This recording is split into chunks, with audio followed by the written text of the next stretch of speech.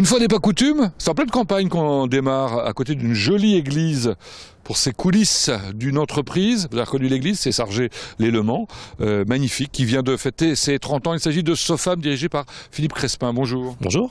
Je disais, elle vient de fêter ses 30 ans, c'était même au MM Arena, carrément. 30 ans, donc elle est née en 1986 ? 1986, par le rachat par les salariés des actifs d'une entreprise qui avait déposé le bilan. Et donc ils ont préféré rester actifs en investissant leur prime de licenciement pour préserver leur outil. Ils étaient carrément motivés et du coup ça donne aujourd'hui le leader national dans son domaine ? Exactement, avec 8 millions d'euros de chiffre d'affaires, nous sommes leaders sur le plan national du mobilier industriel, donc pour équiper les ateliers des entreprises. Alors c'est quoi le mobilier industriel ? Ce sont des choses, j'allais dire standards, mais aussi des choses beaucoup plus complexes ? Alors ce sont des établis, des dessertes, des sièges destinés à l'atelier. Et donc nous avons bien sûr des fabrications standards sur catalogue, et puis une part qui est importante pour nous de fabrication sur mesure. C'est-à-dire qu'on répond spécifiquement aux besoins des ateliers, des entreprises pour équiper leur activité industrielle. Je pense qu'on va découvrir des choses étonnantes à l'intérieur. Il y a presque des secrets aussi, hein. Il y a des choses que vous faites pour des grands comptes du luxe. Exactement, donc on ne peut pas révéler leur nom, mais effectivement, ils apprécient nos matériels. Bon, tout ça, ça va être découvert à travers une visite complète de bâtiments qui s'étendent sur une grande surface. Hein. Alors au total 7500 m², 5000 destinés à la production que vous allez découvrir, et puis 1500 m² pour la logistique, l'entreposage et en particulier le stockage des produits livrables sous 48 heures sur une sélection assez large de produits. Ah bon, ils sont pressés à ce point-là ? Tout à fait, de plus en plus. Et donc c'est un axe de développement extrêmement important. Vous avez donné des chiffres intéressants, moi j'en avais un autre qui était 10 000 m3. 10 000 m3, effectivement, c'est la capacité en volume de stockage dans l'entrepôt. Oui, pour répondre aux besoins et aux attentes. Bien, ce que j'avais noté aussi en préparant ici, c'est qu'il n'y a pas de femmes dans l'atelier. On en verra d'autres, mais pas dans l'atelier. On est encore un peu macho.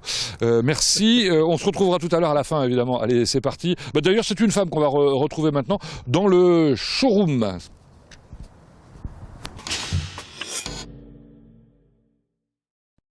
Nous avons donc maintenant rendez-vous avec Anne-Charlotte Travers dans un showroom. Comme ça, on va voir ce qu'on fabrique concrètement chez Sofam.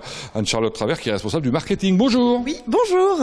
À propos de marketing, on vient de changer d'identité visuelle ? Tout à fait, nous avons changé l'identité visuelle, le logo Sofam, et on a sorti un nouveau catalogue en septembre. Ah, un catalogue effectivement qui montre ce que vous faites en série, en standard. Combien de pièces ?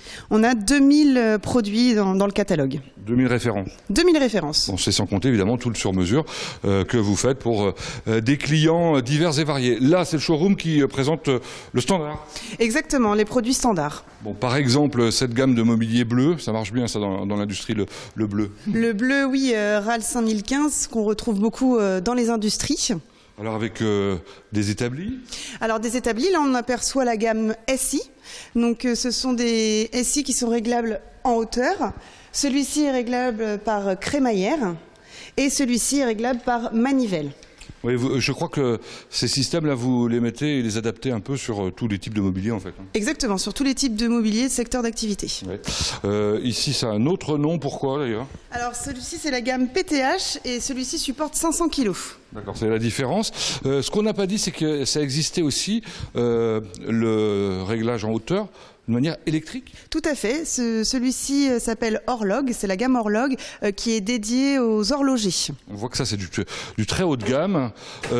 Et alors, à quoi ça sert ces accoudoirs joliment recouverts ? Donc là, ce sont des accoudoirs ergonomiques pour que l'artisan puisse travailler dans de bonnes conditions. Donc les horlogers s'installent comme ça pour travailler d'une manière un peu précise. Ils ont de meilleurs yeux que moi, probablement.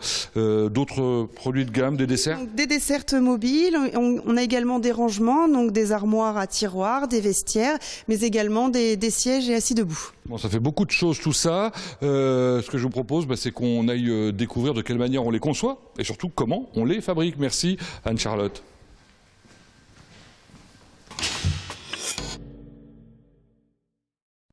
On va découvrir maintenant le bureau d'études avec Pierrick Gillot. Bonjour. Bonjour. Vous en êtes le responsable. Alors ça fait un bail que vous êtes là en fait. Hein. Eh bien oui, je fais un petit peu partie des murs depuis 30 ans. Je suis responsable du bureau d'études. J'ai été dessinateur dans le bureau d'études avant de devenir responsable du bureau d'études il y a presque 20 ans maintenant. Voilà. Et puis depuis, ça s'est développé de manière considérable. Sofam a acquis une réputation, un savoir-faire. Un vrai savoir-faire dans le mobilier technique, avec comme caractéristique pour nos produits, ils sont reconnus pour être robustes, pour être durables, avec des caractéristiques de résistance mécanique qui correspondent bien aux différentes activités industrielles de nos clients. C'est l'inverse de l'obsolescence programmée, ça on peut le dire. Et d'ailleurs, à ce propos, vous avez un label, je sais pas, Valdelia, qui permet d'assurer le recyclage des produits. Alors Valdelia, effectivement, on a adhéré à cet éco-organisme qui permet d'assurer à la fin de la vie de nos produits, alors nous, en l'occurrence, c'est très loin, mais qui est un fonds de collecte d'une éco-participation qui permet de financer la filière de fin de vie du mobilier. Vous êtes par ailleurs certifié sur de nombreux domaines. On est certifié donc en tout premier et depuis presque 20 ans. Nos produits sont certifiés NF Mobilier Technique, donc c'est une certification produit. On est depuis 10 ans maintenant NF Environnement sur le mobilier. Et bientôt 10 ans également, 7 ans pour être précis, PEFC pour la partie bois et origine de nos bois. Pour terminer, 2 mots sur l'innovation. C'est pas un 20 mots, hein, chez vous, il y a un mur d'innovation. Derrière moi, il y a des dessins assez extraordinaires. Vous n'arrêtez pas de phosphorer pour proposer des choses nouvelles. Et oui, on phosphore sur différentes pistes. On phosphore à travers nos produits nouveaux, qui vont rentrer dans le catalogue, et au quotidien sur des produits personnalisés où on offre des fabrications spécifiques qui vont répondre à différentes problématiques de nos clients au quotidien. Bon, merci Pierrick. Allez, on va découvrir maintenant la production, c'est-à-dire la fabrication, si vous préférez, avec Dominique Etiambre. Bonjour. Bonjour. Alors, vous êtes le responsable de la production. Ça fait combien de temps que vous êtes là? 7 ans. Déjà, le temps passe vite. Hein. Alors là, on domine littéralement l'usine. Dans cette usine, Dominique Etiambre, en fait, on travaille 2 types de matériaux. Oui, tout à fait. Nous travaillons avec le bois et l'acier. Très bien.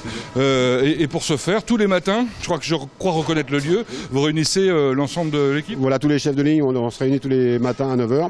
Une réunion qui dure 5-10 minutes dans laquelle on expose les problèmes rencontrés de chacun la veille et de voir comment les résoudre et anticiper la production du jour. Alors les chefs de ligne, ça veut dire qu'il y a plusieurs parties, on va dire, dans l'atelier. Chef de ligne, ici, c'est quoi la ligne? Là, la ligne, c'est la partie découpe-pliage où il y a 3 personnes. D'accord. Un petit peu plus loin. Là, on a la partie soudure. Ouais. Donc, on a 7 personnes qui travaillent dans ce secteur. Beaucoup de compétences, donc on a différentes techniques qu'on verra plus tard. 3e partie plus récente, visiblement, en construction. La partie montage, préparation de commande, où là, on a 4 personnes. Je reconnais des cabines de peinture, d'après moi. Tout à fait. Et là, on a également 4 personnes. Et puis enfin, on va changer de bâtiment parce qu'il y a encore d'autres parties de l'usine. Je vous laisse passer en premier. Allez-y. Waouh! Bel atelier! Alors là, il y a du bois. Hein. Tout à fait, on a différents types d'épaisseurs, différents types de produits, du mélaminé ou de l'aggloméré. Combien de personnes travaillent dans cet atelier? 2 personnes travaillent dans cet atelier. Ah, seulement 2 parce que c'est particulièrement bien équipé en termes de matériel alors. On a un centre d'usinage qui nous permet de faire le plateau complet. Ouais. Bon, on va découvrir ça tout à l'heure, puisque maintenant on va aller voir chacun des chefs de ligne et puis on va découvrir poste par poste. Merci Dominique Etiambre.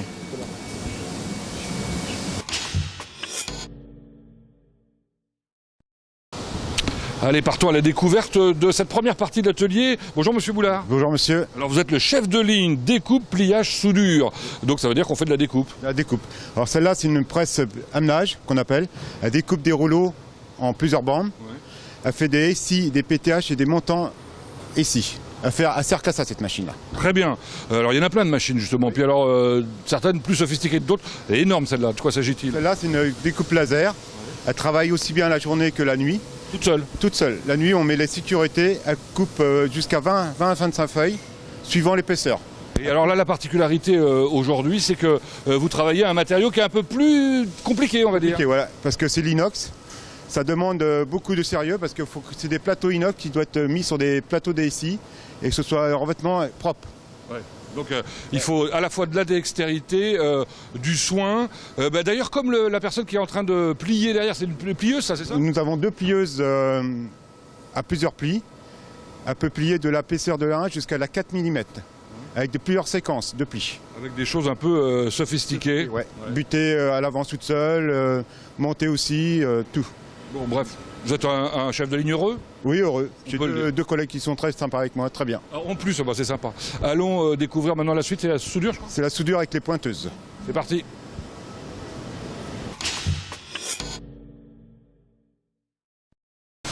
Allez, on va à la découverte de l'atelier qui occupe le plus de personnes, je crois. Bonjour Franck Legendre. Bonjour. Combien de personnes ici? 7. 7 plus 1, ça fait 8. C'est bien le nombre que nous a donné Dominique Ettermont tout à l'heure. Franck Legendre, vous êtes l'un des plus anciens de la maison, non? Oui, je commence, oui, 28 ans, 29 ans cette année, Vous avez commencé très jeune alors. 18 ans, Incroyable. Toute votre vie ici. toute ma vie ici. Et vous avez une vraie passion pour ce que vous faites. Tout à fait, oui. Je Alors, change. depuis que vous avez cette nouvelle table là, vous vous éclatez. C'est quoi cette table? C'est une table, c'est comme un Lego. On monte les pièces comme on veut, où on veut, ce qui nous permet de faire n'importe quoi. C'est ça. Alors ça tombe bien parce que votre métier c'est prototypiste soudeur. Donc prototype, vous faites quoi? Les prototypes des mobiliers qui vont être proposés? Voilà, toutes les nouveautés. Tout ce qui va partir pour le futur pour le client. Des concepts, des nouveaux concepts. Avec le bureau d'études, évidemment, vous étudiez ça. Et puis aussi, vous êtes force de proposition sur du matériel qui simplifie un peu l'organisation. Vous allez nous montrer ça dans un instant? Oui, tout à fait, comme on a fait sur les tables qui sont à côté. Eh ben, on va voir ça tout de suite. On va découvrir justement un certain nombre d'opérateurs. Bah tiens, là, il y en a deux. Je crois que c'est Jean-Marc et Cyril. Bonjour. Bonjour. Jean-Marc, vous, hein? Oui, Bon, très bien. Là, vous êtes en train d'utiliser les pinces qui vous disent quelque chose, vous qui regardez les coulisses, puisqu'il s'agit d'Arrow. Hein, c'est fabriqué à Château-du-Loir. Et donc, vous assemblez grâce à une table. Elle est pratique, cette table? oui, très pratique. En plus, ça se lève, elle est réglable, donc on peine vachement moins que si on n'avait pas, quoi. Parce que c'est assez lourd quand même, voilà. Alors, ils travaillent toujours à deux hein, sur ce poste-là. Sur les non, pas sur ce poste, sur les gros volumes. Ouais. Sur un gros volume comme ça, on se rend bien compte que l'opérateur il peut pas être à la pince et aux pièces. Il faut avoir confiance dans son duo, là, hein, Cyril. Ouais. Et ça se passe toujours bien? Impeccable. Jamais d'ombre? Non, jamais. Jamais de nuages? Ah, beaucoup de rigolade. Ah bah c'est bien alors, beaucoup de rigolade. Bon, cette table, donc, c'est vous qui l'avez conçue, hein, la table qui monte toute seule. Tout à fait, oui. Là aussi d'ailleurs, sur le poste de Michael, je crois, hein, vous avez conçu un système qui permet de plus facilement travailler. C'est un système qui permet de tourner la pièce à 360 degrés dans les deux sens. Comme ça, l'opérateur, lui, n'a plus à bouger et plus à fatiguer. Donc on gagne 20-30% de productivité, mais on gagne énormément en fatigue. On continue la visite de l'atelier avec là-haut, on aperçoit le robot soudeur. C'est un robot, c'est automatique alors? C'est automatique, on a deux plateaux qui tournent, on peut souder deux pièces différentes. Et ça a le très gros avantage de pouvoir mettre une personne non qualifiée à l'opération. Bon, terminons la visite de cette partie de l'atelier avec quelqu'un qui a une autre qualification encore. Oui, on a toujours besoin de gens qui nous montrent du spécifique, des pièces sur mesure. Donc on a Pascal, serrurier, il se débrouille de A à Z sur une commande et en plus de n'importe quoi, il va le faire. C'est un orfèvre quoi. Voilà, tout à fait. Et là, il va nous faire une démonstration de quoi? De soudure TIG, Tungsten Inert Gas, des soudures qui sont beaucoup plus petites, beaucoup plus belles pour des soudures apparentes pour les clients. C'est-à-dire qu'il faut que vous maîtrisiez absolument toutes les techniques hein, pour répondre aux attentes de vos clients. Bah, tout à fait, oui. Voilà, donc effectivement, une soudure très très précise. Bon, on n'a plus qu'à continuer la visite. Où est-ce qu'on va maintenant? Pour suivre le flux, après la soudure, c'est la peinture. Allez à la découverte de la ligne peinture avec le plus ancien des employés, Jean-Luc on m'a dit. Hein, ça fait 40 ans qu'il est là, il a commencé à 18 ans, bravo Jean-Luc. Bonjour Jean-François. Bonjour, Jean-François Poirier, vous êtes le responsable de la ligne de peinture. c'est ça. Bon, alors là vous êtes en train de décrocher, ça vient d'être peint. Ça vient d'être peint. On réunit les pièces sur une caisse pour réunir toute la commande. Voilà, et puis partir de l'autre côté, mais ça on découvrira ce qu'on en fait tout à l'heure.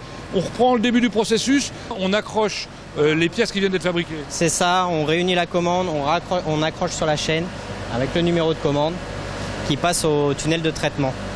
Qu'est-ce qui se passe dans le tunnel de traitement? Le tunnel de traitement, c'est un dégraissage. Il y a du passivation, une phosphatation et un rinçage. On nettoie la pièce quoi. Voilà, c'est simple. Pour qu'elle soit bien sèche quand elle arrive dans la cabine de peinture où là il y a un opérateur. C'est ça. Il y a un peintre qui applique la peinture. Alors c'est marrant parce que la peinture, on voit bien, hein, c'est pas de la peinture. C'est de la poudre. C'est de la poudre et alors elle tient automatiquement. Oui, par électrostatique, elle vient s'appliquer sur la pièce et qui maintient Ensuite, ça repart dans un autre tunnel. Voilà, c'est un four de cuisson qui passe à 180 degrés. Et donc le fait de cuire fait que ça tient sur la pièce.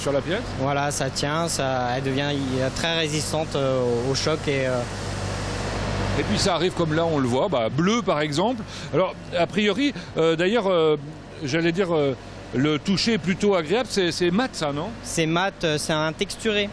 Après, on a des couleurs qui sont brillantes, qu'on appelle du lisse, brillant. Et vous avez toute une gamme de peintures d'origine, j'imagine? Oui, on a plusieurs choix de couleurs. Très bien.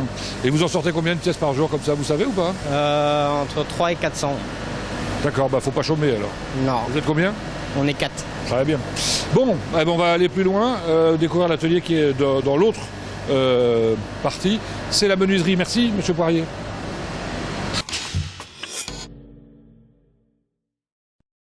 Ah, j'ai trouvé une mobilette. Enfin non, ça ne doit pas être ça. Il va nous expliquer probablement de quoi il s'agit. On est dans la menuiserie qu'on va découvrir avec Bruno Goulet. Bonjour monsieur Goulet.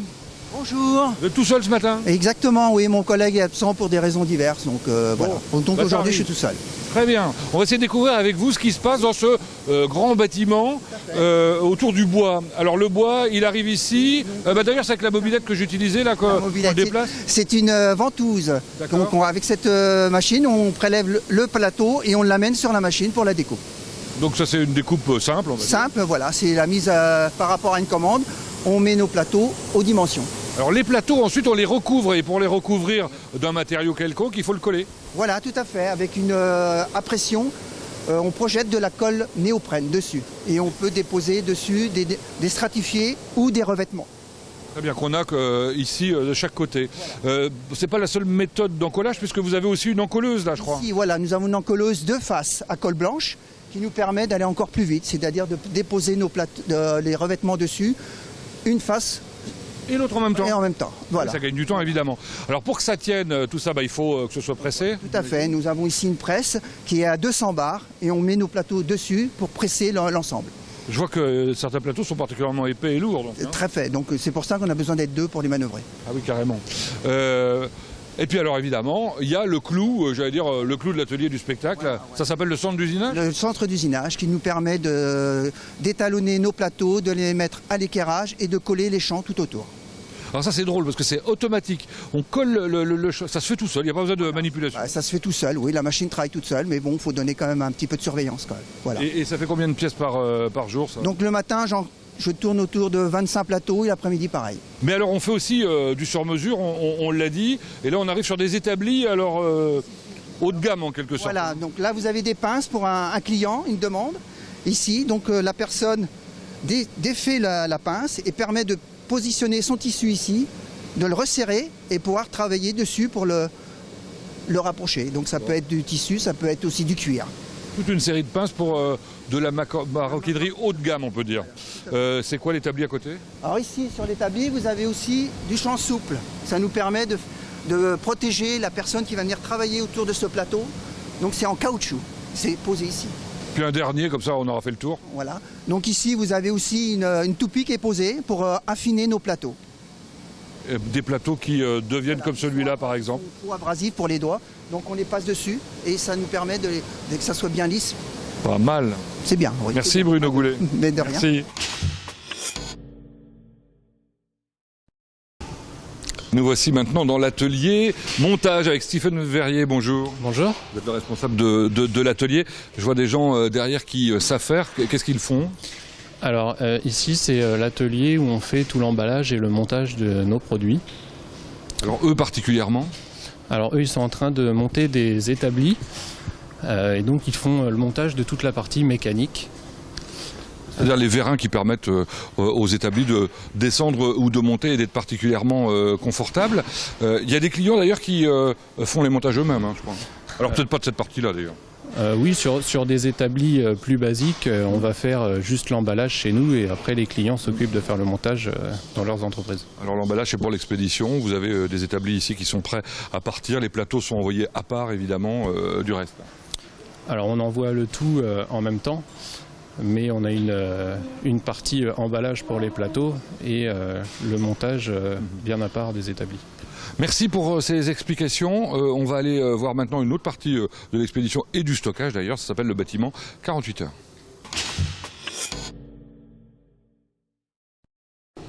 Coucou, nous voici, on est dans un autre service d'expédition, c'est le 48 heures avec Michel Giraud, bonjour. Bonjour. 48 heures c'est de l'express, ça veut dire qu'il faut être efficace. Hein. C'est très rapide, oui. Alors, vous préparez des commandes comme celle-là, ça peut être des commandes diverses. Oui, souvent c'est des établis, c'est des servantes, c'est des produits multiples qui sont rassemblés pour former un établi, un poste de travail. Donc ça veut dire que dans l'immense stock qui est là, vous devez savoir où sont chacune des pièces et aller les chercher une par une. Voilà, et les ramener, les regrouper et les expédier. Après les avoir emballés. Après les avoir emballés. Ça fait pas mal de choses en même temps quand même. Oui, c'est du travail. Et tout ça d'une manière express, comme l'interview d'ailleurs. Merci Michel. À la découverte maintenant du service commercial qui est dirigé par Jean-Manuel Darocha, ici présent, qui est en train de préparer une réunion. Bonjour. Bonjour. Une réunion de commerciaux, ils sont au nombre de combien?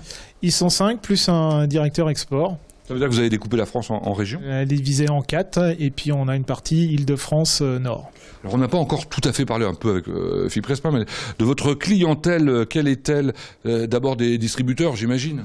Oui, tout à fait. Une grosse partie de notre distribution qui est importante pour nous, avec des enseignes au niveau national, dont 2 grandes enseignes qui sont Orexad et Descours et Cabot. Et après, on a aussi la partie VPCiste, avec par exemple Manutan. Ah oui, Manutan qui s'est ouvert sur les collectivités, je crois. Tout à fait. Manutan qui a racheté depuis peu Camif Collectivité, qui s'occupait vraiment de tout ce qui était collectivité, les écoles.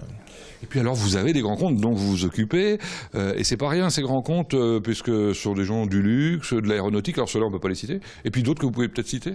Oui, par exemple Thales au niveau national, et après on a des appels d'offres et des accords cadres dans différentes enseignes, MBDA, le Conseil Général du 92, le Muséum d'Histoire Naturelle et le Musée du Louvre. Alors je sais que depuis quelque temps, la stratégie commerciale a évolué considérablement. On parle maintenant de promos chez vous? Oui, des promos. Donc depuis que M. Philippe Crespin est arrivé, donc Sofam fait des promos, des déstockages, et ça porte leurs fruits avec une augmentation du chiffre d'affaires. L'argument massu, c'est le livraison 48 heures? Le 48 heures est une partie importante pour nous. On a refait le nouveau catalogue qui est sorti et présenté aux commerciaux depuis une semaine et qui va être distribué chez les clients à partir du début janvier. Pour terminer, ça se passe bien? Le chiffre d'affaires est en progression? Oui, il est en progression. On espère faire encore mieux cette année. Bon, comme ça, on va pouvoir aller voir un PDG heureux, probablement. Merci.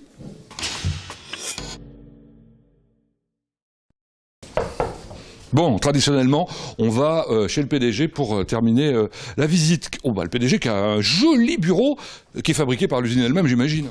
Effectivement, c'est une adaptation d'établi que l'on a transformé en bureau et c'est a priori plutôt réussi puisque les salariés du bureau d'études ont demandé la même chose.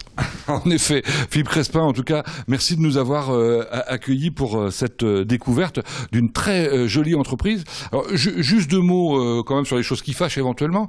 On a vu que vous utilisiez évidemment des cols, de la peinture, etc. Comment vous abordez les problèmes de traitement autour de l'environnement? Alors c'est un point extrêmement important pour nous. Pierre Gillot intervient dans ce domaine et est très moteur.